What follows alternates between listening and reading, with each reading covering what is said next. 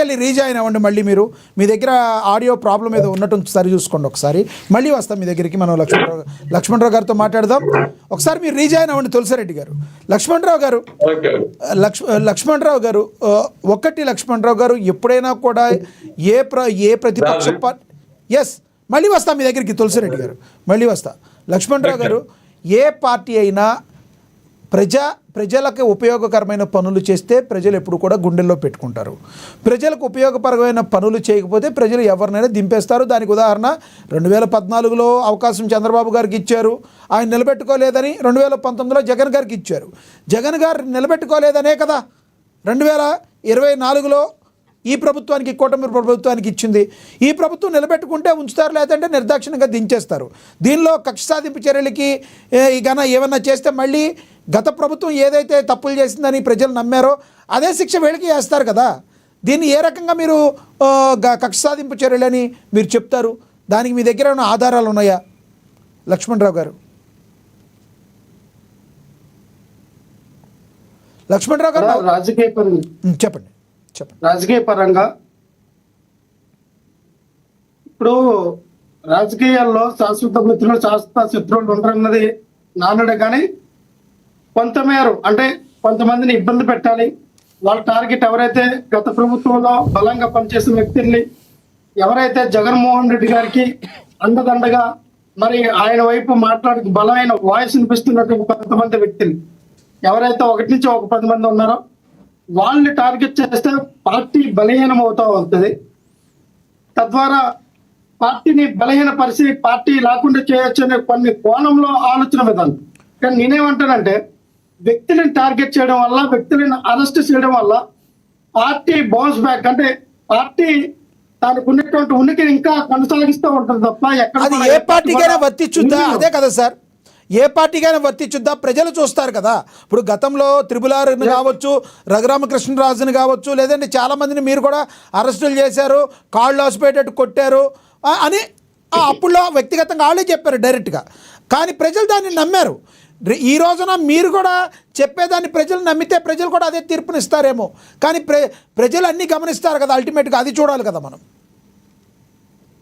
ప్రజలన్నీ గమనిస్తారు సార్, అదే ప్రజలన్నీ గమనిస్తారు.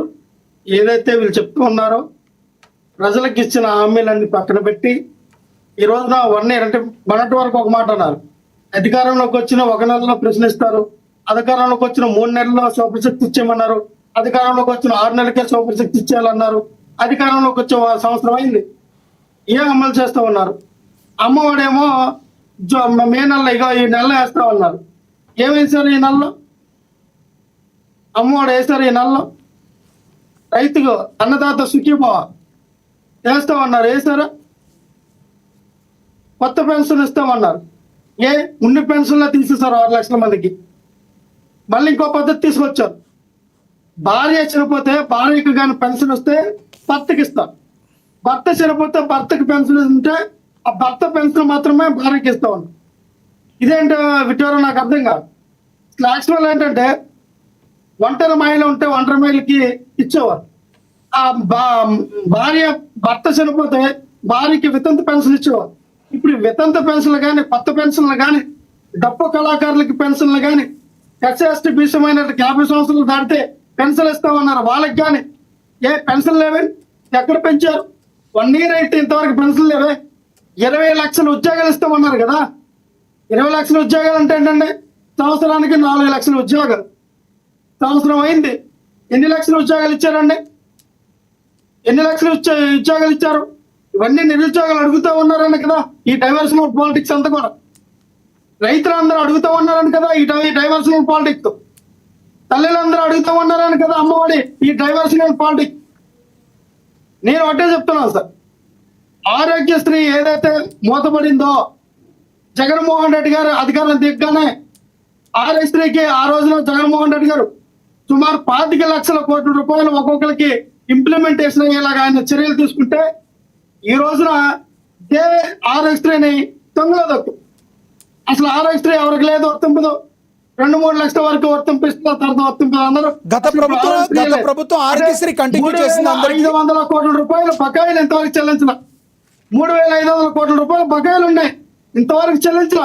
ఫీజు రియంబర్స్మెంట్ 2,500 కోట్ల రూపాయలు ఫీజు రియంబర్స్మెంట్ ఇంతవరకు చెల్లించలా. ఫీజు రియంబర్స్మెంట్ ఎందుకు తీసుకొచ్చారండి?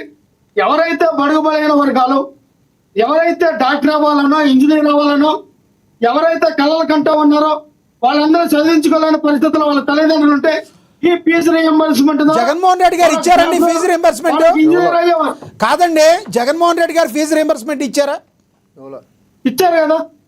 జగన్మోహన్ రెడ్డి అది రాజశేఖర రెడ్డి గారు పెట్టింది అనుకుంటా కదా. జగన్మోహన్ రెడ్డి గారు ఎక్కడ ఇచ్చారు? వైఎస్ రాజశేఖర రెడ్డి గారు పెట్టిన fee reimbursement Jaganmohan Reddy fee reimbursement ఇచ్చారు. ఫీజు రియంబర్స్మెంట్ బకాయిలు ఇప్పుడు 2,500 కోట్లు ఉన్నాయని నేను చెప్తూ ఉన్నాను కదా. ఆ 2,500 కోట్లు చెల్లించలేదన్నారు కదా, అలాంటి వారు పోరాటాలు చేసింది. రైట్ రైట్ రైట్ నేను లక్ష్మి, చెప్తా yes, ఉన్నాను, లక్ష్మీకాంత్ గారు. yes, yes. మళ్ళీ వస్తా మళ్ళీ నేను అన్నదేనంటే ఖచ్చితంగా ప్రజలు గమనిస్తారు. మీకు ఇచ్చిన 164 సీట్లు మీకు ఇచ్చిన బ్రహ్మాండమైన మెజార్టీ మీకు ఇచ్చారు. బ్రహ్మాండమైన పరిపాలన చేసే అవకాశం మీ దగ్గర ఉంది. ఈ యొక్క రక్తకొట్టుడు కార్యక్రమం, రక్తకొట్టుడు రాజకీయం ఎందుకన్నా రైట్ చక్కగా మంచిగా పరిపాలించండి. Yes, yes. మంచిగా పరిపాలిస్తే ఎస్ మళ్ళీ వస్తాం మీ దగ్గరికి మళ్ళీ ప్రభుత్వం ఇస్తాను. ప్రజలు Yes. ఏంటనేది ఆలోచిస్తారు. అంతేగాని కక్షపూర్తమైన అరెస్ట్, కక్షపూర్తిగా తీసుకెళ్లి ఆ స్కామ్ ఈ స్కామ్ అంటారు. ఏ స్కామ్ నిరూపితం అవ్వదు. ఎస్ కేవలం అరెస్ట్ చేస్తే ఒక 2-3 నెలల్లో జైలు పెడితే ఏం ఉపయోగం? ఏ సునకానందో నాకు అర్థం కాదు. దానివల్ల వచ్చేదేమో అంటున్నాండి. ఓకే రైట్ రైట్ లక్ష్మీకాంత్ గారు రియాక్ట్ అవ్వండి. చెప్పండి. జైల్లో పెడితే ఏం సునకానందం? ఇప్పుడు లక్ష్మణరావు గారు అడిగారు, జైల్లో అనవసరంగా పెడితే ఏం సునకానందం. మరి మేబీ ఆయనకి ఎలా తెలిసిందో, మరి గతంలో మరి ఏం జరిగింది అనేది గుర్తుకొచ్చి అన్నారా లేకపోతే ఏమన్నారో మీరు రియాక్ట్ అవ్వాలి. ఇప్పుడు ఒక విషయం అండి,